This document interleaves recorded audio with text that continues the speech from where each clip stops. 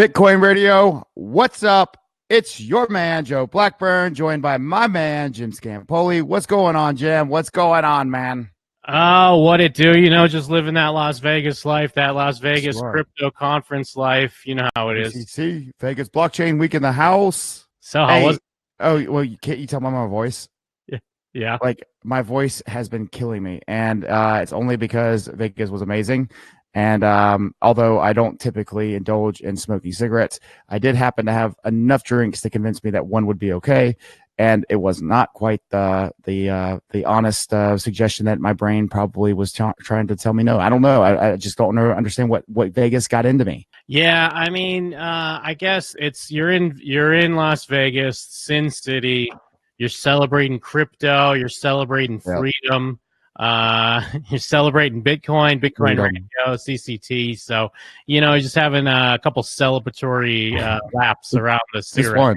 Just one celebratory lap. Hey, but guess what, right? If that's the worst thing that comes out of Vegas is my throat hurting because I smoked a cigarette, I will take that as a win. That's a win. And I don't care what anybody says. I know people who left Vegas far worse off than me, as far as that was not the worst decision they made. So I'm thankful. Anyways, but yes, we just got back from Vegas. I guess technically you're still there. People, World CryptoCon conference, I guess is what they're calling it. Vegas Blockchain Week, Litecoin Summit, Coin Agenda, the EOS conference. I mean, like, that was a really great experience. I loved it. Got to shake a lot of people's hands. Jim, that was your first crypto conference, man. What'd you think? No, it was cool. I kind of had a question on that because I know, like, what they're calling it Vegas Blockchain Week, and right now is like San Francisco Blockchain Week, right? Is that going on now, or was that the same time or something? Yeah, so San Francisco's Blockchain Week. I mean, okay, so let's take a step back. I'm sure it may not have started with Vegas or with New York, but New York kind of like shaped and like kind of tagged consensus that whole week.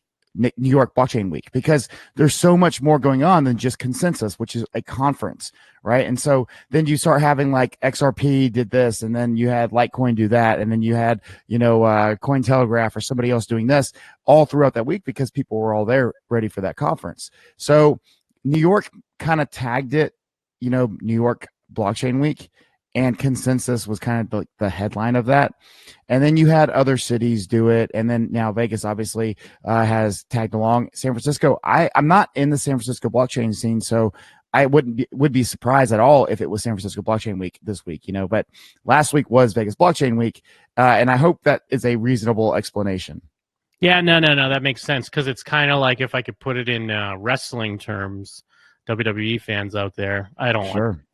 But when they do WrestleMania, for example, the granddaddy of them all, everyone sets up an event around it, so it becomes this big thing. So I guess that's how I could put it in terms. That's a great analogy. And by the way, I was once a wrestling fan myself, but I was a WCW guy, NWO Wolfpack, oh, dun, dun, dun, dun, dun, dun. Don't turn your back on the Wolfpack. I know. Yeah, exactly. Dude, don't turn your back on the Wolfpack. Yeah. Right.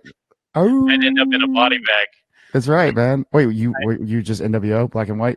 No, I mean, I grew up on the East Coast, so it's that's Vince McMahon, WWE country. So, but I grew up, I came of age during the 90s, during the Attitude Era and the Monday Night Wars, so you still kept an eye on your competition, you know what I mean? So I still knew what was going on. Sure. And I mean, of course, we could go on and on, I'm sure, about wrestling. But my biggest issue with wrestling was that after a certain point, it became harder to watch because the entertainment was just that. It was just entertainment and it wasn't real. And although there's a certain age where you can still enjoy both, that it's not real and it's entertainment, it was much harder once it became an adult to indulge. Oh, yeah. Yeah. You grow out of it. It gets lame. It's carny folk stringing you along for the ride. And then you realize it's just a never-ending story. So you kind of got to get out while the getting's good.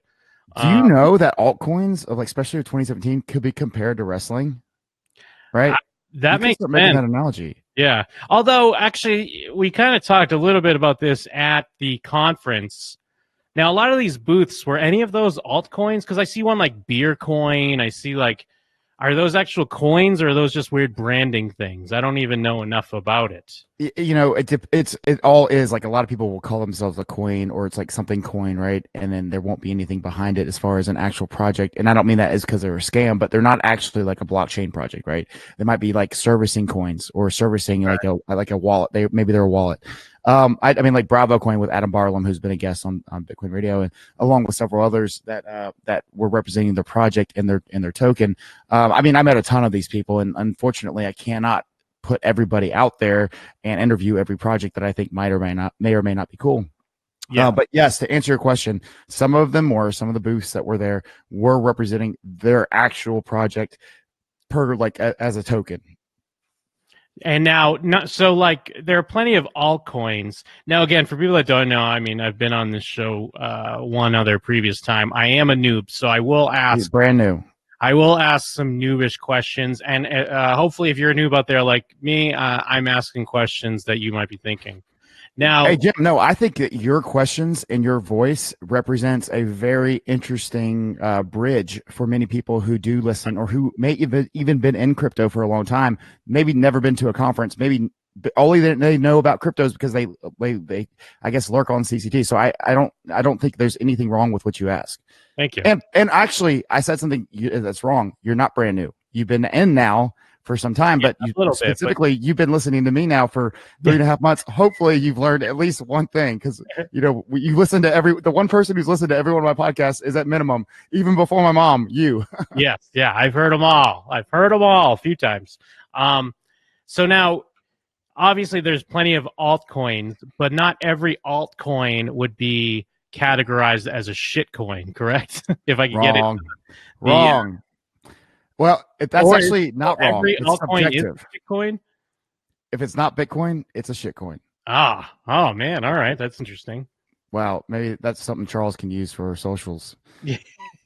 I'm sure somebody else has said that before, but I've yet to see that tagline. If it's not Bitcoin, it's a shitcoin. That's kind of like your maximalist approach then, correct? I mean, the only sure thing, which I say that also in a relative manner, is Bitcoin, in my opinion. It's just the only thing that's for sure going to be around. Everything else is very subjective and oftentimes not nearly as decentralized as they'd like it to be. You can make the argument that Bitcoin isn't decentralized. I have made the argument many times that Bitcoin is. Decentralization does not necessarily mean it's not on the blockchain. Obviously, you can have a centralized entity operate on the blockchain or have their own blockchain. It's just the principles of what the majority of people who got into crypto, they want centralization or decentralization. And so, but when you talk about a stable coin, is a stable coin a shitcoin still if it's not Bitcoin? Ooh, I have not had to address this part yet. A stable coin just kind of means it's based off an existing thing, it's backed off Ethereum or something like that. Maybe. I mean, I guess that's another thing that hasn't been addressed. I would say a stable coin is supposed to operate as a stable asset. Yeah. So whether it's backed by gold or whether it's backed by the U.S. dollar, I mean, these things do fluctuate in price. Just ask the exchange rate people, what's going up and what's going down. So obviously they can fluctuate in value compared to one thing or the next. But they're typically, I don't necessarily, as long as they're doing what they say they're going to do, there's no reason for them to be considered a shit coin any more than the US dollar or the euro or the yuan. Yeah, okay. I feel that. Does that make sense? Yeah. And I was kind of talking a bit about the crypto and the conference on my show, which is more just a pop culture entertainment show. So I was talking about it a little bit. Jim and them, plug it real quick. And I was actually even trying to because they know less than me. So they're like, what is, what is blockchain? That's amazing. What is Bitcoin? I'm trying to explain it. And I'm like, yeah, blockchain's just this trust list and everyone works off of it, but it, it's very almost impossible. It's like a record that you can't change. Ledger, yeah. Quantum computing apparently could be the death fall of the blockchain. But then there are a few people in my chat room, my live chat, that were kind of familiar, but they also kind of had what I would constitute as normie takes on crypto, where they were saying, oh yeah, that's just the thing that's used for drugs and kiddie porn or whatever, because that's how the media does try to paint. And I think we've even seen our own Patrick McLean calling out like the Facebook hearings and stuff like that as of late. Sure. There is this, they try to throw shade on crypto or Bitcoin to make it look like it is just, for crime. No, and I expect these things. Jim, can I come on your show? Yeah, of course. You should extend that invite. I mean, I don't want to like force you to or anything, but I want to come. I want to join Jim and them one day. Yeah, I mean, hey, it's a wild ride, I'll tell you. No, I would love to meet your boys and to participate in that debauchery, because it is one of those type shows that is debauchery. Yeah, I mean, we were getting into Jeffrey Epstein. Jeffrey Epstein did not commit suicide, by the way. I don't know what the crypto world thinks about that, but Jeffrey Epstein did not commit suicide. I'm sure they're on my side with that one. No, didn't you see the news? He did commit suicide. He was in prison. Oh, that's right. I'm just joking. I'm just joking. Actually, my opinion is probably even further odd than yours. Maybe not. I haven't heard your newest episode, so I don't know. But okay, but let me ask you. Okay, so I would say that in crypto, especially based off of like, there's a lot of people got in crypto because they're actually really easily convinced of things, right? Sure. I mean, there are some suckers, right? I mean, like I could have even considered this at an early point had Bitcoin not worked out, but because of this this idea that you could get really rich in Bitcoin, it attracted a lot of really susceptible people to wanting to get rich quick. Lambos. Yep, exactly. Moons and Lambos hashtags. And because of that, you also get a lot of the interesting perspectives and political thoughts and minds of the nether regions of the internet, right? It is just the truth. And, fortunately, I believe that there's more normal people than there are irregular people, at least as far as the really weird thoughts. But everybody, that's irrelevant, to who's right, where is weird? What's the social? How do we what's the line? Is it the law? I mean, like, come on, like this is a really hard conversation to have with anybody, because just because we normally accept it doesn't mean that we're normally right. It takes people. I mean, people at one point thought normally it was okay to be slave owners, right? In some area. And then obviously that is not okay. But obviously I don't necessarily want to use that extreme for this circumstance. So I'll digress a little bit off that, but you get what I'm saying. I do. When it comes, I'm sorry, go ahead, continue. No. That's it. Okay. Well, I was just going to say, and I always do this to you. I always start to lean into conspiracy theories, because I like it, dude. I swear I'm not a conspiracy theorist, but I'm like fascinated with conspiracy theories. So I'm always like checking out some of the videos, even though I don't like believe them. I just like to see what people are talking about.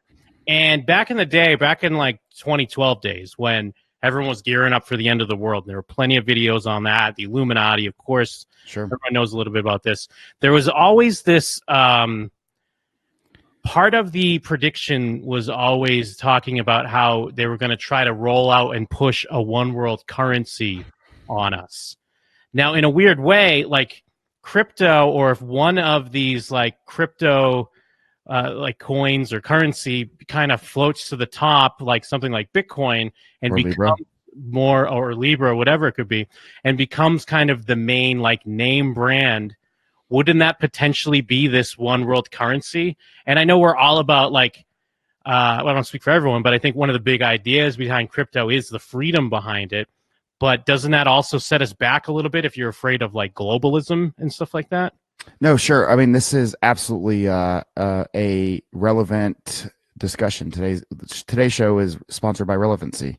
I have two kind of different opinions about this, Jim, and I'll start with this one. First off, we've always had a one world currency, and that is not gold, but more so the idea of value, right? Something. I mean, like it's value is just replaced by what is more useful, right? I mean, value is just the idea, and the object placed in front of it, it changes depending what country you're in, depending on where you're at. I mean, like it's just value. If you are in a desert and you're thirsty, there is not a single dollar that if you can't get a glass of water that you wouldn't pay for, right? I mean, Yeah. and I know that's a really extreme example, and I don't really want to make fun of this question or anything, and I hope that doesn't come off that way. Is that No, absolutely not. I don't think that there is a one world currency that has already been that's not already in existence. It's just, is it all a centralized effort, right? And the beautiful thing about Bitcoin is I don't need permission to use it from anybody. Yeah. So yeah, if you have cash, you don't need permission to use it, right? And that's wonderful. That's a decentralized decision that you can make. But just like many other things, to spend, it can be a little bit inconvenient or dangerous to carry around $1 million, right? Yep. You want to carry around $1 million of Bitcoin, you can literally do it without changing anything you do, right? It's there. It's just existing in the ones and zeros of the internet, and on the blockchain, you can just send it, and you can verify that it was actually sent from somebody. You can verify that somebody has the money in their wallet to make sure that they can pay for something, right? Yeah. And that's a beautiful thing, man. I think it's really cool to be able to expect to have the knowledge prior to, and to watch it as it actually is happening. And if you can't hand somebody physical cash in person or physical value in person, this is the second best way to do it. And the government can't stop you from transacting either. There's not a barrier they can put in between as a third party to stop you. There's just not. And, and then you put it on a ledger, and then you have this amount of money on this ledger, and there's nothing they can do to stop you from using it. Yeah. Well, and also, I mean, I brought that question up because I'd always heard people afraid of the globalists or the one world currency. I never really saw the danger in a one world currency, and I think you explained that pretty well. Of like, there's always just a basic value or worth, and maybe maybe if you go overseas, you transfer your dollars for something else, but you're still working in currency. But you did bring up another thing, because again, like, I'm a noob, so yeah, ask away. You mentioned walking around with $1 million and how that's dangerous, but say you have a Ledger wallet or whatever one of those hardware wallets is, and it's got $1 million in Bitcoin. If someone just smashes that, is that gone? Is that you still have your key? Like, that's the important. Your private keys. Because again, that's what I wasn't 100% on. I knew that was kind of part of it. I've heard, the clickbait headlines, which are based on fact of like people that have lost or how all this Bitcoin's been lost, but that was more about the keys than like a hard drive, correct? Yep, correct. Okay. Yeah, if you could find your private keys, which back then nobody stored the private keys, right? Yeah. Like, let's be real. But even worse, nobody even could take a screenshot back in the day, right? So you couldn't even like be lazy about it and put yourself at risk. Like, you literally had to physically write your shit down and then put it somewhere. So, and like on a Word document, I mean, I used to have everything on a Word document, not on a Google Drive. Although I have, been lazy enough to do that at different times. I had to quit doing that after the first time I was hacked. You just get smart enough, or if you stay lazy, you lose everything at some point.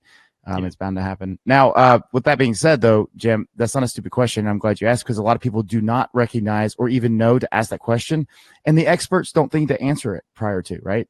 So I think it's really cool that you asked that. But to answer your question, just to put it out there, plain and simple, is, you get two forms of holding your Bitcoin, right? You get the private keys, which is your backup plan. The thing you have to do if you have to change, the type of wallet that you're holding. I mean, and you don't have to just use a ledger. You can use that in any Bitcoin wallet, put your keys in and recover because it's on the blockchain, right? Yeah. And so if you were to lose that, as long as you kept and stored your physical, words, or memorize them, if you're a really badass dude or chick, who can memorize their stuff, that'd be awesome too. Then you don't ever need to store anything. But one day, hopefully, we'll have these Elon Musk, well, maybe this could get a little dangerous too, because you could probably tell me some cool things about how this would be bad. But I'll have I can put my own, SIM card in, and then I'll have I can store my own knowledge without having to think about it. It would be really easy.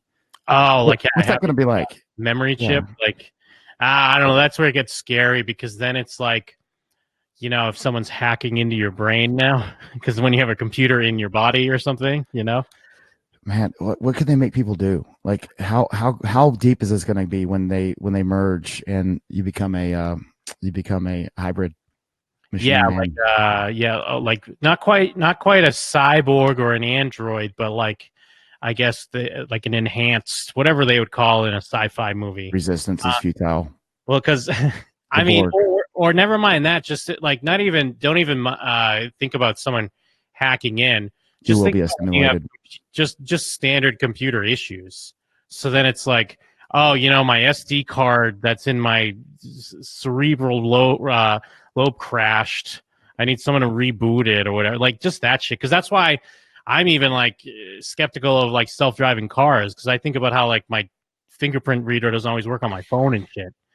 What about like what does that turn existence into when what's the end result of all this? Like let's just say, for example, this actually does happen, Jim, right? Like people, we have these blockchain brains, just to keep it tied into blockchain here, but where all information is processed and transparent and able to be accessed in some capacity on a network of some sort, right? And then like we keep between the AI and just the knowledge that humans have accumulated, and when we can start processing memories and passing them on, I mean, does everybody just have the same exact experience? And then what's the meaning of existence at that point? I mean, that you're writing a Black Mirror episode right now. Like I think I've seen elements of that. I mean, it's a great question. The meaning of existence is going to come down to those doomsday preppers that are out in the woods on their own sovereign land that stay off the grid. You know what I mean? Don't get me wrong. I'm sure there's going to be a lot of the great convenience you get from being jacked into the matrix, for lack of a better word, but we're gonna look at someone else, the guy who's got his shotgun and a long beard and a flannel, and we're gonna envy him because he's living his own life, making his own memories, keeping it in his own head. I mean, there are people out there that don't want to get an Amazon Echo. I don't know if they're gonna want to be getting the little chips installed in their necks or whatever. Yeah. The Amazon brain. I mean, like that, it's coming though, dude, and it's like, yeah. I mean, what if you could mine Bitcoin with the power, the energy and the power that's stored? I mean, I don't know how much energy. I mean, I know you gauge that in calories and how you burn calories, but that's not really that's not really your thinking power and your ability to use power in your brain. I think is different than actual physical power that your body uses, obviously. And I don't know how to measure that. I don't want to pretend like I do. And I like how I ask you these questions like the answer. Like, let me pull up. Yeah. Tell me the future. How this is going to work? But no, I think it's cool.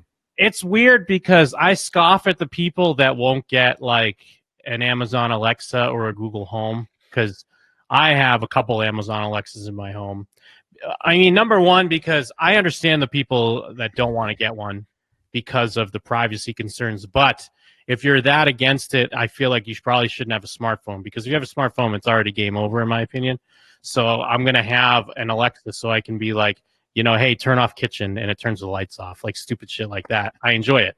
Hey, set the thermostat to 72 or whatever. And it's cool. Yeah, it is cool. But then again, there are, you hear about, I don't know if it's in like Sweden or whatever, but you hear about when they put like little chips in your wrist and then you go to work. So you just wave your hand at a door and it opens the door. And I'm like, no way. Don't ever do that. But then again, I guess I'm not too far off in a weird way. No, but I do think there's like Amazon knowing what I need to buy next doesn't really bother me either. Right. Yeah. I mean, I was literally having a conversation, and I talked about this actually on an episode. I was having a conversation about a product that it wasn't even me, right? I was just talking about somebody else was telling me about something that they needed, and it showed up on my Facebook ads, right, from Amazon. And it's just like, it's not a joke. Like that wasn't by chance. It was for real. Like that's the reason why it showed up.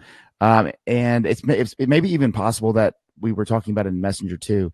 Another thing about like where I stand on all this, Jim, is that it's kind of like as a gun owner, and I've had this discussion with you. I'm a American. I am very fond and proud of the Second Amendment. And it's for, it's not political reasons. Like, I'm a Republican or I'm a Democrat, so I feel this way. It's, I don't want to have to be told what I'm able to do and how I can control myself or how I can't control myself. I've had a gun since I think I was probably 8 years old when I got my own gun that was given to me for my birthday present. It was a single shot, 410 shotgun, New England Arms. Cheap little, just basic gun, right? It probably shoots, if I was really proficient, I could probably shoot it at, one inaccurate shot every 2 seconds or so. maybe 4 seconds for an accurate shot, maybe 3. And again, this is just, guessing on that. This is a very harmless gun. I could probably shoot a human being with it, and it would just piss them off. It's about as small of a shotgun as you can get. Not up close, but like from 30 yards, you're not killing anything. Anyways, that right there, that has shaped the way that I've checked my responsibility my entire life, how I'll raise my own children, how I interact with weapons and guns and firearms. Like, I'm a very responsible and proud gun owner. I've gone to, the hunter's education course. I was an armorer and have spent numerous amounts of time around weapons in the military when I was in the Army. And I was very proud of doing these jobs and having these conversations with people and learning about things and taking these classes. Now, I know it's very long-winded, and I apologize, but I say this, the moment I hear about someone taking the rights away from gun owners, I don't care if even at background checks, I'm not opposed to background checks. You know what I'm opposed to? What do they want next? Right? Yeah. So I give them background checks. Okay. Now we've got this organized. Well, at some point, something bad's going to happen with a gun again. So what's next? Right? Okay, now ban all semi-automatic assault rifles, right? Which is, again, not even a definable term. There is no such term as assault rifle for the record, just for the record officially. AR, as most people know, stands for Armalite, which was the original company that developed the civilian AR-15 that we know today. All right, now there's 500,000 companies that develop the same style weapon with the same body. Now, with that being said, again, every little bit that they take will never come back. You'll never get that right back, right? Yeah. Even as minimal as it is. Okay, so if the end result of that is complete confiscation of guns, which it is, that's the end result of losing that battle. And that will eventually happen. There's no doubt about it in my mind. That's the end result, Jim. Okay, now when will that happen? Now or 1,000 years from now? I don't know. Probably less. Same thing goes for this AI cyborg, hybrid, whatever it might be. And that is this, is that you scoff at the people who can't deal with Alexa in their house, yet you won't put anything in your body. Yeah. Makes complete sense. I feel the exact same way. But the moment you give them this, it becomes normal. And then everything else after that is just easier to swallow, and you're never going to go back to that because everybody now has to have a smartphone to survive. I mean, if you're a kid and you don't ever want a smartphone, you're at a disadvantage to every other person in the world. Yeah, never mind. You're almost, I'm sure kids would think you're a weirdo. You'd be like shunned, probably. It's like, oh, this kid doesn't have a cell phone? Are you serious? Ew. Yeah, Whoa. This kid isn't on cult. This kid isn't on TikTok? Are you serious? Exactly. Yeah. This kid doesn't play Fortnite, right? Yeah. I mean, it's the truth, and so, I don't want to take this away, and I do want to make sure we have a conversation that involves Bitcoin and cryptocurrency too. Of course. The same thing can be said about taking the rights away from crypto and Bitcoin. They're already fighting it. As you said, you have people who get on there. Oh, that's what people who want kitty porn and who want to do criminal, things. Well, that's true that criminals have done that, but those things existed. Crime and kitty porn, unfortunately, and God forbid, that happens to any child. Of course, we live in an evil world, but those things existed before Bitcoin, right? And somehow people paid for them and made sure that they were able to do this. And I don't really think Bitcoin makes it that much easier. I just think it maybe makes the transaction a little bit faster. That's it. And you know what? Putting it that way too, that's those same people that are, because I think it's definitely there's a directive to kind of paint crypto or Bitcoin in a certain light, and that's one of the end goals. But those people are going to, like, in 5 years, 10 years, maybe even less. I'm sure there are people like when when the internet was becoming big, people like, what? That's where people are, selling drugs and sharing kitty. Yep. Because, again, like you said, unfortunately, there's evil people out there. That doesn't mean we stop progress and don't have a thing. Exactly. Because there are criminals out there. Yep. And I think those people sound antiquated. And I'm mostly just they're uninformed, and unfortunately, like it is in a lot of cases, it is weirdly enough a good sign that for people that are in crypto or supporting Bitcoin and stuff like that, because it shows that like some of the people in power are a little worried. And that's why some of that information gets spread a certain way, because there is like a fear there. That means that there is an upside for probably a lot of people, Oh, for sure, man. I can also compare this to like, I know you're a big Jimmy Fallon fan, right? Everybody, that's actually Jimmy Fallon. I hate Jimmy. Jim thinks about Jimmy Fallon the way that I think about Jean-Luc Picard, ultimate hero, someone you look up to, and they talk about Jimmy Fallon and their appreciation for his type of comedy and what he's done for this planet.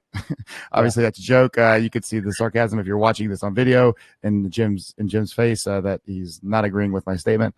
But nevertheless, I do want to have a quick conversation about why you dislike Jimmy Fallon so much. Well, yes, see, but you're not wrong to say like, oh, you must love Jimmy Fallon and your show loves Jimmy Fallon, because naturally we dislike him so much that we use him as the background for our show. But it's a picture of him. I mean, if you don't see the video, and he's kind of blocked out a little bit, he's clapping his hands. Only his eyes blocked out and a part of his cheek. I can tell that Jimmy Fallon. Yeah. Regardless of missing his eye or his cheek, but keep going. He's got good teeth. Yeah, he's clapping his hands and he's laughing really hard because Jimmy Fallon is the king of the fake laughs. And I feel like we spearheaded, because people are kind of coming around that Jimmy Fallon's kind of hacky and lame because he's such an obvious. Whenever anyone says something, he starts slapping his desk table and starts laughing like, oh, yeah, that's right. And even back when he was on SNL, he would have to laugh in every sketch, even if he wasn't like really laughing. So he's just kind of like the king of the phonies in a weird way. So that's the king of the paid phonies. I mean, he's paid to do that. I mean, he's paid. Good for him, but still. Would you do that though? Would you fake laugh for a lot of money? I mean, it depends on how much money you're going to give me, but clearly Jimmy Fallon's doing pretty good. Yeah, but I mean, that's like there's a ton of terrible people that are doing pretty good. So. Sure. I mean, but let's be honest, Jim. If I could sign you up for that job, I mean, would you have like a moral, ethical issue with pretending to laugh? Well, I wouldn't constantly be going, oh my God, ha, ha, ha, ha, and no, I wouldn't be doing it. What if they just wrote you a little bit extra money? Just a little bit extra money? I mean, Jimmy Fallon makes a lot of money. Sure. Soldier Boy makes a lot of money too. Would you rap? I mean, I'll rap. I won't be Soldier Boy. Or who else makes a lot of money? Bro, Soldier Boy's from Mississippi, Jeffrey Epstein made a lot of money. Yeah, but that's the ethical line. I won't cross that ethical line. Oh, of course. Yeah, no, you're right. For entertainment purposes. I mean, don't get me wrong. I am not persecuting you or telling you you're wrong. I'm just wondering, at what point are you not a hypocrite? I mean, and I'm not calling you one because I know you really well, Jim. I'm just trying to figure out and gauge this line. We've been working together. I mean, like I might fake laugh every now and then. Oh yeah, no, there's nothing wrong with. We've all done a fake laugh, but like, I wouldn't have that become my gimmick. You know what I mean? I wouldn't have that become my calling card. And I mean, even throughout the years, we've softened a little bit on them, but it's just funny to make fun of them. That's what it comes down to. Sorry, I'm actually really enjoying this. Yeah. Anyways, WCC, everybody. Chill, that wait is over. WorldCryptoConference.com. That's actually not it's WCC.com, but I like saying that at the end of really cool phrases that I can add into that, like that juncture of song and dance that I like to do. All right, but obviously I'm just joking about Jimmy Fallon. I clearly understand what you mean. I've never watched him outside of had watched him in certain circumstances. I don't get why he's so famous either. He's got decent hair and okay teeth, but I guess he's a decent looking guy. I get what he's he's kind of a baseline dude. And that who would you replace him with? Well, I mean, to be fair, like I understand he's like a Ryan Seacrest. You know what I mean? He's unthreatening, or like impartial. People gave Jay Leno a lot of shit, but I feel like Jay Leno was funnier than Jimmy Fallon. But like Jimmy Fallon is just the Jay Leno for the younger generation, and I get why role. I can't accept that though, but you're right. I don't think you're wrong. But damn, like I guess that's a really good comparison. It's just you got to find a guy who's not threatening, like someone you could just put on. I mean, given he's on. What about Conan? I like Conan a lot. I'm a big fan. I mean, I'm a fellow Bostonian like Conan O'Brien, so he did get shafted. Maybe that's part of why I dislike Jimmy Fallon as well. Sorry for all the Fallon fans. I know that we maybe have some Fallon fans out there. I apologize. I don't think anybody's gonna be too partial to Fallon to stop listening. They would have done this by now, probably, especially because as much as I talk about stupid crap all the time.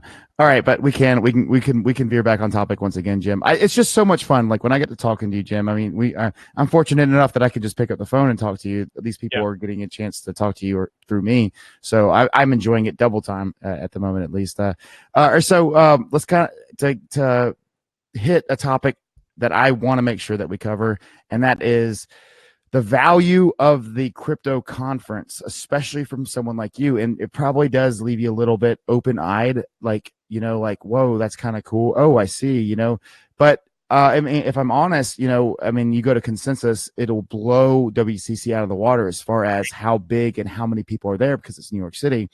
Vegas is a destination city, and there's not as many people actually working there in crypto as there are in New York, because New York has thousands of people working in crypto.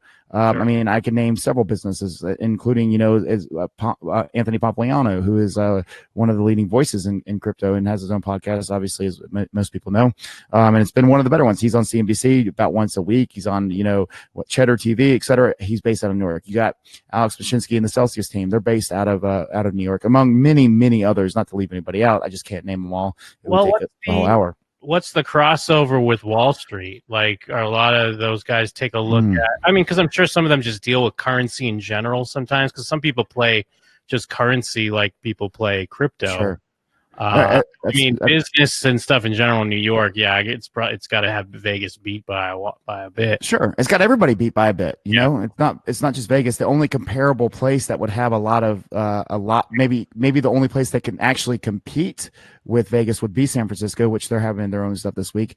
But on a social level, that's not nearly as engaging for me, right? I mean, I can't walk up there and have the same conversations I can at World Crypto Conference. And what appeals to the average Joe is not always what's happening in San Francisco. It's usually San Francisco makes it happen. Everybody's throwing money. And if you need to get funded, or if you're looking for someone to buy in or help you, San Francisco is the place to be. That's if you got a really great product, a lot of people writing checks are going to be out there, right? Yeah, absolutely. If you're looking for people to use your product, San Francisco is already on to the next investment, right? Mm-hmm. And that's why I would say Consensus, Vegas, Miami, those are the types of conferences. I think Consensus does a good job of doing both things, but where Miami and Vegas would probably be doing more of the, I need users, let me get that out, And so I think if both conferences, Miami and Vegas, are smart, they'll scale to that, like that user base, and try to attract sponsors who are looking for users. But to kind of to say, I'll say this too. I mean, no disrespect to any of the conferences, that they all serve a purpose, and I love going to them because you meet the people who want to be there the most, and you obviously run into those who are shady or scammers, and there's plenty of stuff going on. I saw some interesting things happening. I will mention them by name, and I know that you got it probably because Jim is the editor of Bitcoin Radio, and my BFF forever, because he takes care of me when I say stupid things. But the Wager team really impressed me. I don't know if you watched that yet, Jim, but Wager yet. Yeah, with David Ma, I think is how you pronounce his last name.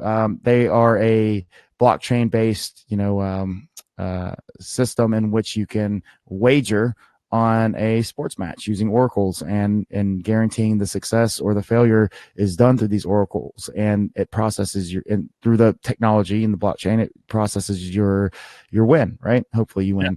The really cool thing about this product is it's working, and it's working really, really well. It's limited by regulation to certain countries.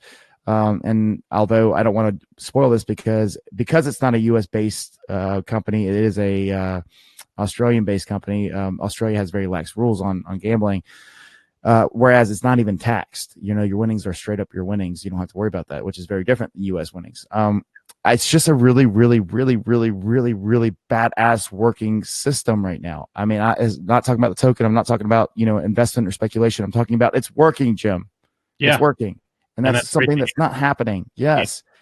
And in a industry that has people begging to be lazier about how they make their bets, right? And that's kind of cool. And now you can bet, and then bet on whether or not your bet, if you win, is going to go up. right?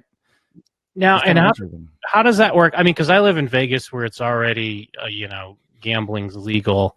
I know I've heard that things have gotten more lax as far as online gambling in other states.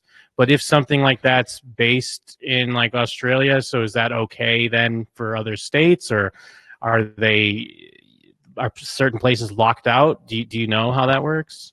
Yeah, I mean, your government, and sometimes that is state or local, but it's there's regulation for everything, right, Jim? Yeah. I mean, there if I want to gamble on a Las Vegas casino app, right? Because I think a lot of the apps or a lot of the casinos, the sports books have apps you can literally just go in there, put your money in, and then you can bet it whenever you want, at the house. I cannot access that same system from my couch in Mississippi. I don't believe. I think there's it's regulated by, the laws that exist in Las Vegas, and because it only works for Las Vegas or maybe Nevada as a whole. I don't know what those laws are either. I think you could look at it the same way. How do you prevent or how do you stop? You just use whatever. I don't have that. I'm not an expert in this, so you would even probably know more than me. Yeah. Yeah, because I think even some of the apps here, like you have to be kind of in the vicinity of geographically based, and you have to have you even have to have your location on your phone to be able to access the website. Period. Yeah. Right. It does seem like blockchain. Now there's ways around that. Would be like a natural extension for online gambling and stuff like that. And I mean, I don't think that's a bad thing. I mean, it exists. I mean. And who's to tell me I'm not allowed to do that? It's better for me that I can't do that. That's crazy, isn't it? That I can't use my money a certain way where it has no consequential effect negatively on anybody else except what I do, which involves personal responsibility. And I don't need a daddy, right? Well, I got one. And remember in the mid 2000s with the poker craze, and how the government got pretty butthurt just because they weren't getting a piece of all this money that was going on when people were playing online poker. Because remember, I had a couple buddies that were into that, and initially it was kind of like the Wild West, and then they started cracking down more and more. But then also, I guess like crypto, then there were scam sites where they would kind of just shut down with your money because they were overseas and you're kind of screwed. So similar to that in a weird way. Yeah, for sure. I mean, this cycle of new innovation and fun and people taking advantage of it is always going to exist. The U.S. government always seems to be the first one to tell you no, and then there's always some cool places doing it first, right? I guess that's what makes America, work, is that we let everybody else fail or succeed first, and then we just double it, double down on the efforts or negatives and get rid of it, right? But to kind of carry on with what I was saying, I guess as a whole, is that this is the type of stuff that's going to bring about like that awareness to Bitcoin and blockchain, Jim. And I had a really interesting conversation with somebody unaffiliated with any project, but was meeting me for the very first time. And they asked me what I do, and I was sitting in my booth and I pointed to the sign that WCC put up for us, and it said, Bitcoin Radio, and then had on the other side Crypto Coin Trader. Ben was sitting on that side, and we're just sitting there, and this fellow walks up and he's like, "Hey, so what do you do?" I said, "Well, I'm the host of a podcast called Bitcoin Radio. I'm really proud of it. My name's Joe Blackburn. I would love for you to be a listener, and of course, I'm condensing that aspect, and the conversation was a little bit longer, but it carried on. He goes, "So what's your goal? Like, what's the ultimate goal for Bitcoin, for Bitcoin Radio?" And I was like, "Well, it's funny you should mention that, because I've been trying to write this mission statement now for probably about a month. And Patrick McLean challenged me to have that written down. And obviously, once it's done, we have a kind of just a stand-in right now. But I'm really trying to do this right. And the identity is in the mission statement. You can evolve, you can scale, but you should ultimately have a goal." And it was a really hard question for me to answer, but I actually wrote this down, and I said to him, I said, "This is what my goal is. I want Bitcoin and the price to go up in value. And if I really am honest about it, I want as many people to know about Bitcoin, because I hope that when they learn about it and they recognize that there is a reason to have and hold this and use it because of the options that this allows. But it does come down to a monetary, incentive, but it's not tomorrow's monetary incentive. It's a 40 years from now. I'm okay with that.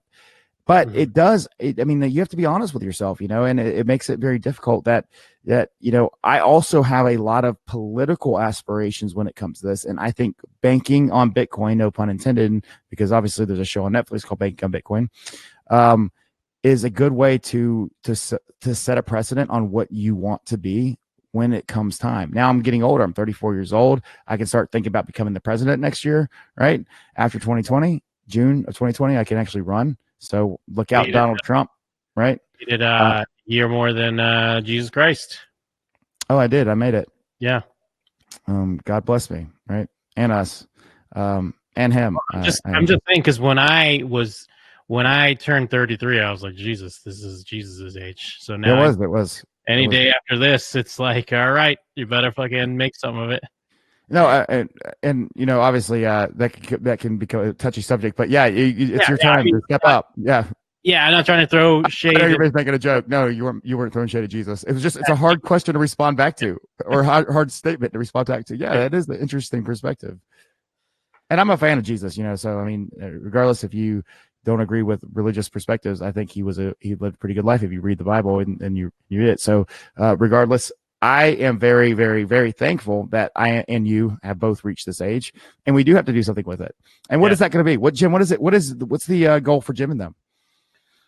Well, Jim and them, I don't want to kind of cut off because you were in the midst of your thing, but I mean, I finished it. I want to be president. Oh, okay. So, all right. Yeah. Political, all right. Fair enough. Hey, Joe and Jim 2020. I mean, my thing was, those would be cool bumper stickers. Keep going. And like, some of this maybe kind of sound like rantish, like a little ranty, but, my thing is, I've always grown up. I love comedy. It was just my thing. And, like, I guess I never knew I wanted to do stuff like radio, but I did. Like, when I think about it, when I look back as a kid, I used to listen to like this show, Dr. Demento, with my dad. It was just like parody songs and comedy stuff. And of course, I grew up on The Simpsons and, Saturday Night Live, and even we mentioned Conan, like early days of Conan when he was at 12:30. And I'd make sketches with my friends, like before YouTube was a thing. So a lot of this gets kind of like, I know I sound ranty old man because nowadays it's cool to do a podcast. Nowadays it's cool to have a YouTube channel and stuff like that. But to me, I never wanted to do it. I didn't have those things growing up. I just made sketches because I thought it was fun. Yeah. I wanted to make me and my friends laugh. We didn't have a YouTube to put them up. Like, I made a web page before YouTube and tried to put videos on there in like Real Player and Windows Media Player and tried to tell people to watch them. And then I made a podcast when no one knew what a podcast was. I mean, not no one, obviously, but sure, yeah, it wasn't popular yet. And it was hard to do. It was hard to figure out how to make a feed and how to submit it to iTunes and how to get the equipment. I'm not taking anything away. I mean, obviously, there are plenty of shows bigger than mine. There are people doing great things. But I think in a weird way, some people kind of take for granted how anyone could just build a studio these days. Anyone could build an audience. Anyone could just like that's so true. Video on their computer. I know this is like veering off the question a bit, but it's always just been about, at first, like making me and my friends laugh, and then hopefully other people would enjoy that as well. And that's kind of what it's grown to. I mean, unfortunately, it's not like something I make a living off of, but it's something I get to do really cool stuff because of. Like, we traveled to Tokyo, we traveled to London, cool. We've gone to WrestleMania, and it's just because of the show. So we don't have like a huge audience, but it's been about like at least building an audience enough to have people to entertain, and that's kind of been what it's about. Well, I'm grateful to be able to listen to it. I'm grateful for you, Jim, obviously, and I would encourage people who can kind of understand and kind of even respect the few interactions you've had a chance to have with Jim. But a lot of my friends got to meet you at WCC, yes. And although I recognize many of the things that you said as relevant to you, I didn't necessarily know that I was ever going to do anything like this, and it's kind of been in your blood for a long time. But my journey is not so dissimilar. I've always loved sports, and I've loved sports betting. and I've loved to some extent, that wager, like when you put a bet in, and I mean, even if it's just $1, right, or 50 cents, it's still like a lot of fun to like. The game means something now, right? And that's also transitioned into my passion to talk smack with people. Like, so if I'm a Gator fan and they're playing Florida State, and I go up to, and right now it's neutral. Like if I win or lose, it's just, what does Joe Blackburn feel that day, right? Yeah. But then you go find a Florida State fan, maybe you work with them, or maybe whoever it might be, and you start talking smack to them, like, oh, the Gators are going to kick your ass this weekend, and now you got to face that dude, right? Yeah. So now you just up the ante of what you've actually invested, and that's pride. And so then when shit talking is just not enough anymore, you go and you go to find that same dude and you're like, I got $10, right? And then $10 isn't enough anymore. And so now it's $100, right? Or whatever it might be. So it's just, it's kind of feeling that adrenaline and that risk, like the consequences are there. And I am that sure of myself, like an idiot, that I'm going to bet you, right? Because I know I'm going to win, and you're going to have to face me when it's over, But dude, there's a lot more in that psyche aspect than what may meet the eye, right? I think there's a lot more to it. Does that translate into crypto in a weird way? Because it does. Betting on, like it's like I'm betting on Bitcoin. Bitcoin's going to be the thing, and like. Yep. I see you over there with your shit coin. I see you over there with your stable coin or whatever. But this is the one. Come see me in a few years, and exactly. We'll see who is victorious. And thank you for keeping me back on topic, because I kind of got lost on that last piece because I get so excited about football. But you definitely saved me there. But yes, so as crypto goes, I think that it was very easy for me to transition into that. I think Bitcoin's going to exist for a very long time, and I think it's worth it right now to do this. And then back then, I didn't have much to, like, we're talking about $1,000, right? I mean, like, that's no big deal for a couple years worth of holding. I mean, I'll risk it. I mean, there's worse things to lose than $1,000, like a limb or a finger or a family friend or something. You don't want to. I wouldn't bet them on those things, like my finger, but I would bet $1,000, and I did, and it worked out, obviously, right? And so now it's like trying to figure out, are we even capable of making these bets anymore? Because right now, this is where the rubber meets the road. If you go and you put your name next to a project now, and you're an influencer of any sort, you better be right. And you'll notice, like, I've been very careful about how I present. Obviously, it's my responsibility. It's journalistic integrity too, but it's right now, you've got to be doing things. You got to be able to do your due diligence, man. These things got to work. Yeah. And so yes, that's the reason why I like doing this. Well, yeah, I like that because, well, the good thing about it is you're very open that, I mean, obviously the show's called Bitcoin Radio, and you're very open that, like, that's, if there's anything you're going to talk about that you support, it's Bitcoin. And it's not like, you don't have any more personal stake than anyone else that owns some Bitcoin. But I like that it still works with you having other projects and other people on your show to talk about, because it's all for the good of the space in general. So that's why it all works. And then, like, going back to the conference, like, we talked about this a little bit, but and like, to what you were mentioning, like New York and San Francisco, those are kind of destination places where you'd go on a vacation anyways, but they are like very business minded. But something like Vegas and Miami are more of like, hey, we can do business, but at the same time, we can hang out, we can party, because it is also known for the party side of things as well. So I think that's why, like, it helps in that respect.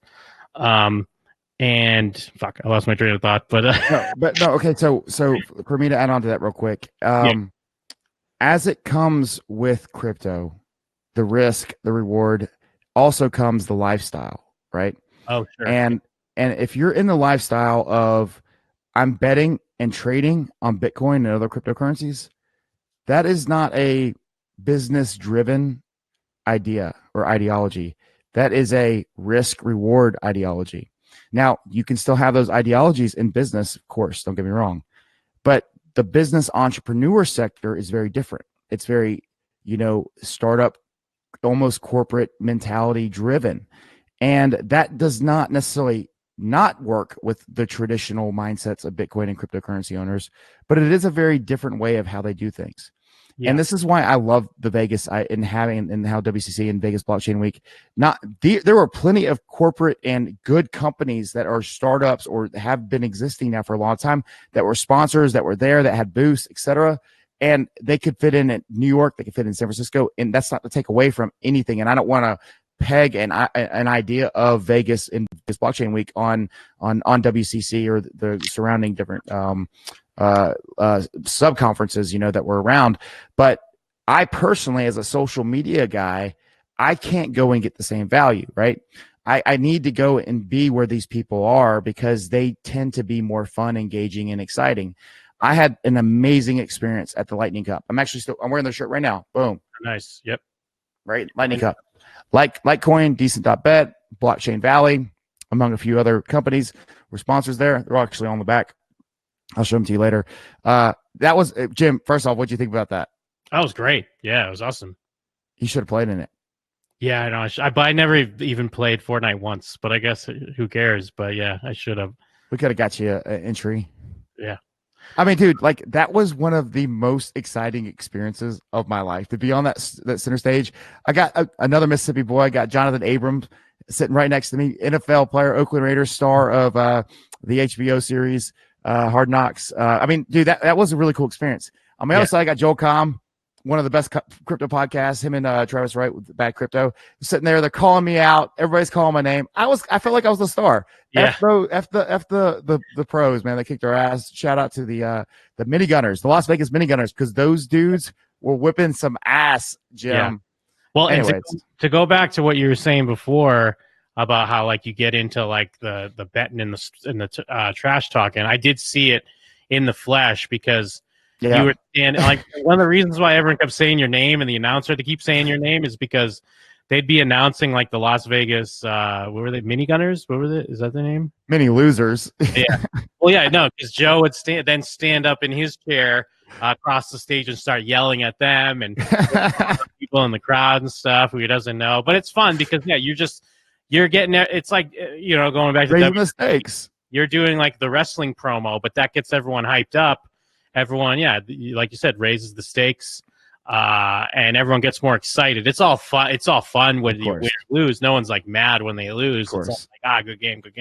Yeah, but it makes it more exciting. And to finish my thought I had before, I remember what I was going to say now. It was, even though we have that party atmosphere, and I think that could kind of entice more people to come. Maybe it's not as big as New York with more booths and stuff like that, but there's a good amount of booths. There's a lot of business, but everyone knows there's going to be a lot of social and fun as well in the nightlife.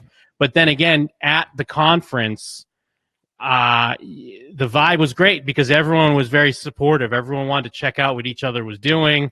Everyone was very interested. It was a genuine thing. People were looking to network, and that translates even into the nightlife side. Exactly. It's how they talk about, more traditional old school business when they're out on the golf course talking deals. A lot of that's going on at the conference and just people genuinely learning about each other's projects, getting excited, and building the community, and it's better for the space in general. Exactly right. And if I could give conferences some advice, is obviously you have to make it worth it. You got to make your money. You're not going to put a conference together to lose money over and over again. That wouldn't make sense. So you've got to do certain things, and you've got to allow certain events and things within the events to take place. Starting a conference at 8 a.m. that appeals to some people. And I wouldn't say don't start it at 8 a.m., but I would say don't expect people to be there till 10:30 a.m. or 11 a.m. Right? Most conferences recognize this, right? However, not all conferences do. And if you don't start letting the speakers speak at 10:30, right, at least the main speakers, then people are going to have a hard time being there on time because everybody's hungover. Everybody's just dragging out of bed. Everybody's meeting. Maybe they met somebody yesterday and they want to get breakfast together. And that meeting has extended from okay, we'll meet at 8:30 a.m. Now it's 10:45 and now we have a business deal. Oh shit. Now I got to get back to the conference, and I've missed 2 hours of it. I mean, conferences have to recognize that this is who's at the conference, right? This is what's happening at the conference. And, if you could do some cool stuff, like, make sure that you start a little bit later and accommodate everybody getting there, especially in cities that they don't know, man. I mean, dude, I was at the Vidara, and Patrick McLean, Mouse Belt, put me up in this badass spot. But guess what? Right? I had no clue where I was. And even though the conference was right next to me, it took me 2 times trying to figure out how close it was to realize it was only like 2 minutes away. Yeah. At one time, I walked all the way around, and guess what? It took me like 15 minutes, and I was an idiot, right? And then eventually I figured it out. Now, I'm not here, but that's not uncommon for some people, man. We got to figure out where to go. New York, don't even get me started. I don't want to go back. Not because New York's not awesome, because I can't get around New York. Oh, yeah. They're waving down the taxi, too. A little bit more spread out and just traffic and getting around and stuff. Hey, Jim, what was your favorite thing about being at the conference the couple days that you were able to come? I mean, I think it was just kind of seeing that the people were excited about it, to kind of cool. Seeing that people did have like a legit passion to kind of learn about what's going on and what people were up to. I was surprised about that. Like we talked a little bit about, I hadn't been to like a business conference. I've been to like comic conventions and stuff. And those are kind of just a cluster in a lot of respects, because it's just about getting autographs or pictures or whatever. But sure. It was legit. Now, I do want to get a little note from you before we finish up here on some of the nightlife you experienced, because I know you were Joe Blackburn, Bitcoin Radio VIP. I know you went to a Top Golf event. Top Golf. Best Top Golf in America, and I'm a golfer, and I played like asshole casserole. It was a horrible showing for the Joe Blackburn on the golf course. I don't like to lose in things, and so Amanda Schmigdal, she's the leader of the CCTW. Her and her partner Jess have always talked smack to me about how Jess could whip my ass in golf, and I'm like, And then Amanda, who doesn't play golf, Amanda was like, Joe, I'm gonna outdrive you at Top Golf, and I'm like, okay, you don't even play golf, all right? If it's Jess, it's one thing. With you, no way. She's like, Joe, I played softball. I'm gonna smack that ball. I'm like, okay, let's go. So we get down there. What happens? The first swing, I'm like, I feel confined. I can't swing. I don't know if you're a golfer or not, Jim. I don't want to assume no, but I didn't think you were. But not. I mean, you just don't seem like the type to be patient sitting at a golf course, getting hot and not caring, about what's going on around you. But I took one swing and I like smacked top the ball. It just goes barely rolling off the deck, and I'm like, oh crap. Amanda's like laughing in the background. She gets up, first whack, rears back like Happy Gilmore, has no clue what she's doing, and hits that sucker like it was Barry Bonds hitting the 72nd home run to break his own record, and Mark McGwire's and all that stuff. It was just insane. I couldn't believe she did it, and it was amazing. It was a fun experience, but I had to hang my head in shame. But I loved it. But is that an indoor range or an outdoor range? I hadn't been there before. It's like it's kind of weird. It's all outdoor because obviously you got to hit the ball like out in front of you, and there's probably 200 yards long, and you got these huge nets. But it's like an indoor outdoor, but they got heaters and stuff, so you really feel like you're inside even though you're out. And apparently that's cool in the summer. In there and stuff. I mean, maybe that's just the billboards. Do they have like a swimming pool in that place? I didn't go to the second floor. It's huge. It's the biggest Top Golf in the United States, and Top Golf is a huge brand. And like it's all computerized, and all the sensors, they track your ball, and then you score by hitting it in like these giant holes that are so far in front of you. I'm actually pretty accurate. I did pretty well everything else, but just those drives, man, it was just hard for me to stay focused. I feel like I'm going to smack the person next to me with the golf club. Yeah. Do they have the booze a flowing there or what? That would be correct. And by the time I had like my third or fourth one, I was kind of in my groove, So now, did you end up in any other spots that night, or is mostly just kind of Top Golf and then around the strip? Or yeah, we went from there to we went to Wendy O's party. Her and Aaron Nakamoto, they did a little joint effort, I think, with Bybit, which is an exchange. And I got to catch about 15 minutes of that. But prior to that day, I'd actually got the chance to interview Landon Castle, who is the NASCAR driver. He was 2 episodes ago. He was on, and that guy was just amazing. I mean, like, we're talking about somebody who has a lot of influence, actually driving NASCAR, in the actual NASCAR circuit, right? I can't remember the exact name of it. Changes, like I remember it used to be Winston Cup circuit, and then it was this, that, or whatever it might be. And I'm not like Monster Energy drink. Yes. something like that. Yeah, but that's the main NASCAR circuit, right? With Jimmy Johnson and all those guys, doing the thing. And Landon was like, and I felt so bad because I'm not I mean, I will watch a NASCAR race. I'm not a huge NASCAR fan. I didn't necessarily know how I should respect him, like what's his actual, like, his place in the sport. But he's like a top 25 driver in the entire world, right? As NASCAR goes.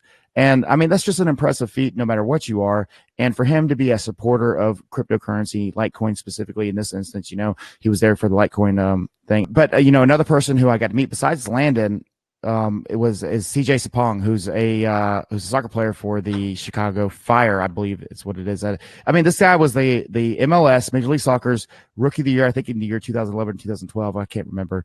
But he's been I think he scored like 36 goals or something either a couple years ago or last year. I mean, this guy was awesome. All right. He's a legit dude. He's a professional athlete at the peak of his sport, especially in the United States. And I know the U.S., doesn't always get a lot of love in the soccer arena. But let me tell you, Jim, this guy was as real as it got. I mean, I got a chance to meet him, and he's like, dude, I love what you're doing, Joe, man. I heard about it from these people. I got to give a huge shout out to the Litecoin Foundation, David Schwartz, John Kim, and Charlie Lee, all these dudes, man, they just slayed it. And this is what I wish I could have had you there with me, Jim, because I think you would have really appreciated the way that they're doing things and could have given me some advice. But we'll talk about that on another episode because they're going to be coming on. Maybe you'll be there with me. And I do want to call out, because I mean, you mentioned some of the stuff that's been posted already, and I don't know, maybe it's a somewhat known news, or I don't want to say old news, but kind of covered territory. But to me, hearing Lynn Ulbricht speak Absolutely. about her son, because I'd heard, I mean, I knew of the Silk Road, and I'd seen like headlines about her son and stuff like that, but hearing all the specifics, and again, like you mentioned in that interview, like whether you agree or disagree, I mean, it's fine to have him get brought up on some sort of charges, but the fact that he got two life sentences, isn't it? 40 years, and it's just being kind of brushed under the rug for not forgotten basically. It's scary stuff, and it's kind of stuff like a lot of the community is like against, like these are the things that we don't want the government overstepping with things like that, or making an example just because they can.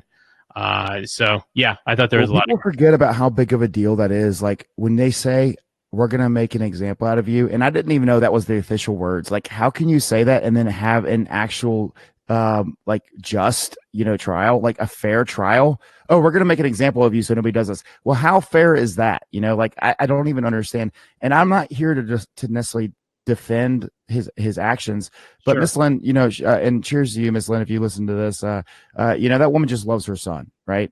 And Yep. she just wants her son to have a chance.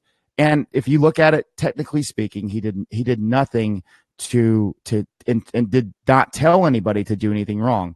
He created a website where you could have these things. Now, there's other rumors and misconceptions, and I don't know if and of course, this is with all due respect to Ms. Lynn, but she's going to have a biased opinion on what her son should or should not be doing. But even she admitted it, and you said it just a second ago. They're not saying that nothing bad happened.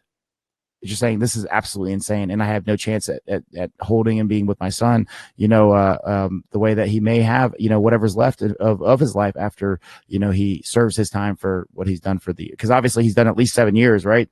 So even if he got out now, he's served the time for his crimes. Yeah, I just think even the most like ardent against him person would be pretty hard pressed to defend that type of sentence. That's all. It just kind of comes down to, we want everyone to get a fair trial. We want everyone Sure. to get like a fair sentencing. If he did the crime, fine, do the time. But it's just 2 life sentences. Yeah, that's crazy. No, and I feel for that. I appreciate you bringing that up too, Jim. Yeah, and I'll touch base on that. It's not that like people are desensitized to Lynn Ulbricht and obviously the whole Silk Road, but Lynn's at a lot of conferences, and she is very vocal, and she's very willing to communicate with people who have a audience or who may be able to help her. And I've spoken with her before. She's never been on CCT or Bitcoin Radio before, but I had communicated with her prior to asking her, because I knew she was going to be in Vegas. Hopefully we had a chance to sit down. We did. but I would like to have a little bit more in depth. And I think that's really something that, maybe even like having you and Patrick on at the same time, being able to have conversations with her and like pick her brain about, who does this or like, what are people saying about this? What do you think could happen next? She just wants to get her voice out there. She's not trying to debate anybody. She's not trying to have an argument. She just wants the facts and the information to be heard. And in this day and age with social media, everybody should know the story. Like, to me, this is one of those things, like, what you think about this story defines what I'm going to think about you, right? Yeah. If you come to me and you say, F that dude, he deserves every single day in prison, I can't respect that answer, right? Yeah. And it automatically lets me know you and I have a very, very different sense of what it means to have a life. I'm not saying anything that he didn't do anything wrong, but I do believe life is precious. We all only get one, and you'll never realize how precious it was until you're about to die. That's the way I see it, right? And when you have your whole life taken from you just because you were a kid creating a website, it got bad. Yeah, there's some bad things that happen, but I don't think it was nearly as bad as they want you to think it was. Absolutely, yeah. And I guess to piggyback on that a bit, the back half of that episode people hadn't heard. It's fun hearing you and Girl Gone Crypto, especially when you both nerd over some Trekkie talk. I was very happy for you. Finally have someone who was fun. As big a fan as you getting into. Wait, hold on. You know what? I was listening to it on 2X. Did you edit like my response when I asked her like, what do you think about Star Trek? A little bit, just because you guys veered off a little bit here and there. But most of it's there. There's still a good like. No. I know that part. I know you cleaned it up, but there was I didn't even notice it because I was just listening to it. Never mind. I'll ask you that off camera. Okay. Because I was like, what the? Are you kidding me? Do you remember that? Anyway, we'll talk about it afterwards. It's just like my response because we were winding down the interview, right? Oh, and yes. Well, because I had to edit it a little bit if we go inside because you were in the middle of doing your outro. Yeah. You were in mid outro, and then you were like, "Sorry, Jim, didn't get a chance to talk about Star Trek." And she's like, "Oh wow, I love Star Trek." And you're like, "Are you effing kidding me right now?" Yep. I was like, "What? How did this not come up yet?"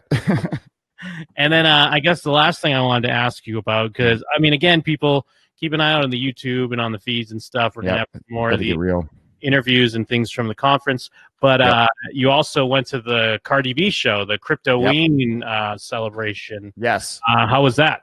All right, so I have never been to an event in Vegas like that, especially on Halloween. Yeah.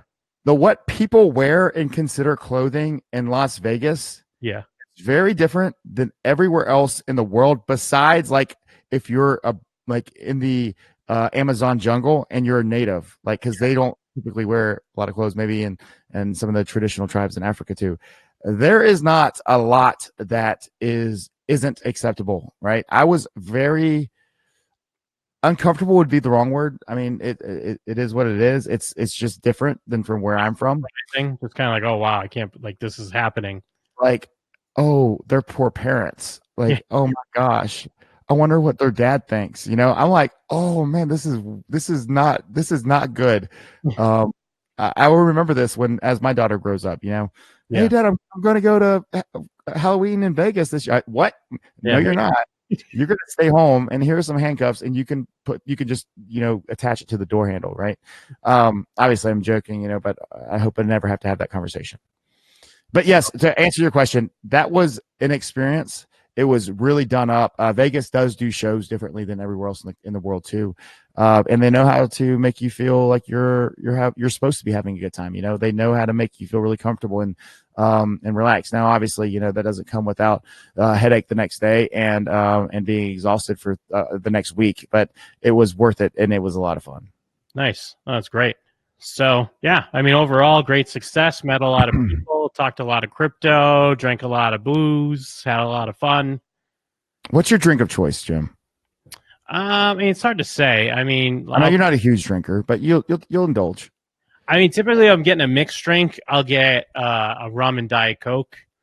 Not that it particularly matters if it's Coke or Diet Coke, but I like blend of rum. No, it's not even because of that. It's just the taste of Diet Coke with rum tastes better to me. By the way, I agree. I completely agree with that. Otherwise, usually I'll just drink like a Bud Light or something like that. Pretty simple, pretty basic. But yeah, if I'm getting a mixed drink, it's usually a rum and diet.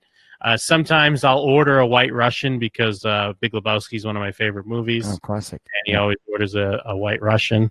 But yeah, I don't have like a drink per se, I guess. Like it's just like that frozen bourbon drink I got you in New Orleans when you came down to visit. Like the White Russians, they fill me up and they make my, like, it's really hard to drink a lot on one of those, but they are so tasty. And I like White Russians as well. Anyways, I'm a vodka tonic guy. I think you knew that already. But hey, look, I'll sign us out, Jim. Anything else? What did we miss?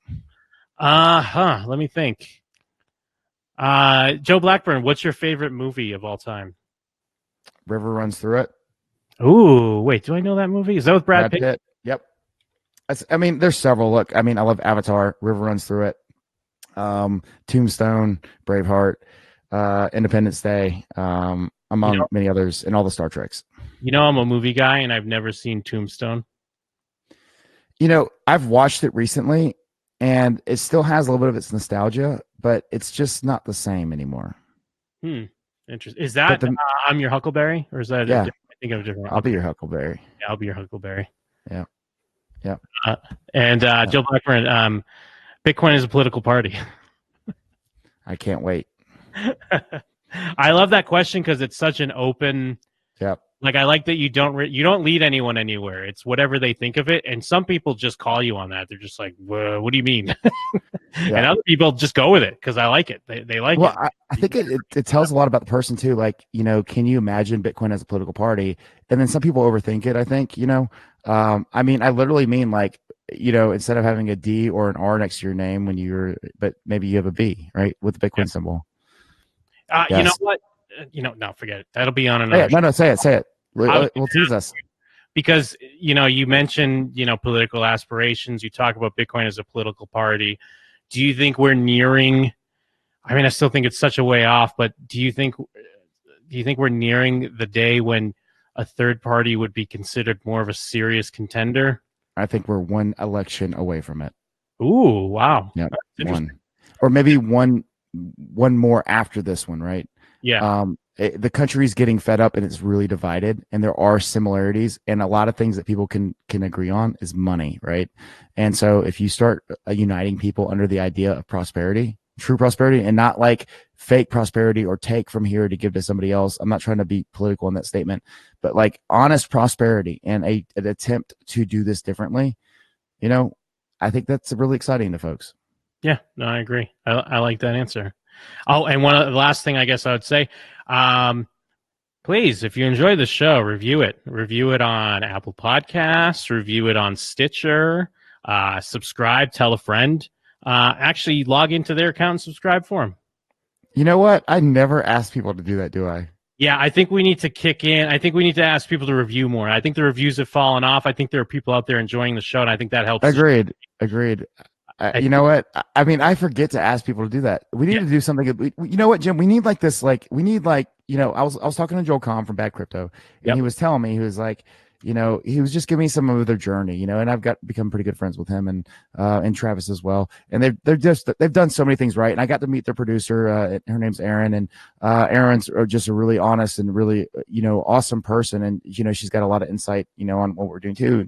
And as we were talking about this over the week, I've kind of understood where they've coming from, and that journey that they've always had, they're still having this journey, right? There is no end, or there is no end goal necessarily. They're scaling as it comes and evolving as it comes, as the success comes. And, we're in that same situation. We don't know what we're going to be even a year from now. We're open-minded and we're willing to adjust.